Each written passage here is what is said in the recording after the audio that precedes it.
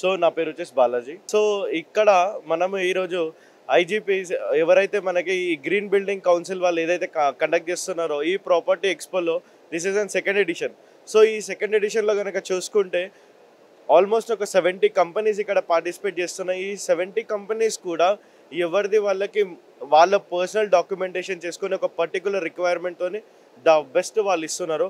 So మనకి ఏదైనా property కొనాలనుకుంటే మనం డిఫరెంట్ చోట్లకి వెళ్ళి ఒక డేనో లేకపోతే 3 డేసో 4 డేసో ఆర్ ఎల్స్ 1 వీకో ఇలా మన టైం అంతా వదిలేసుకొని జాబ్కి వెళ్ళకుండా మనం చూసుకోవాల్సి వస్తుంది. కానీ ఇక్కడికి వస్తే ఒక 70 కంపెనీస్ మన కళ్ళ ముందు ఒక 2 to 3 అవర్స్లో మనం ఎక్స్ప్లోర్ అనేది చేయగలగచ్చు. మరి ఇలాంటి ఎక్స్ప్లోర్ చేయడానికి దేనికంటే బెస్ట్ ప్లాట్ఫామ్ అయితే ఉండదు. మరి ఇలాంటి ప్లాట్ఫామ్ ఉండడానికి మనకి ఈ హైదరాబాద్ ఎక్స్పో సిఐఐ వాళ్ళు ఏదైతే కండక్ట్ చేస్తున్నారో దీనికి చాలా అంటే చాలా బెనిఫిట్స్ ఉన్నాయి.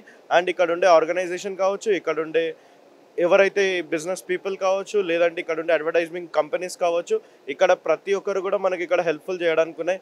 అండ్ ఒక ప్రాపర్టీ కొనాలంటే అసలు మనం ఏం చూస్తాము, రేట్ చూస్తాము, ఎస్ఎఫ్టీ చూస్తాము, లేదంటే అది ఏ కంపెనీ రెప్యూటెడ్ కంపెనీయా మంచి కంపెనీయా కాదా అనేది మాత్రమే చూస్తాము.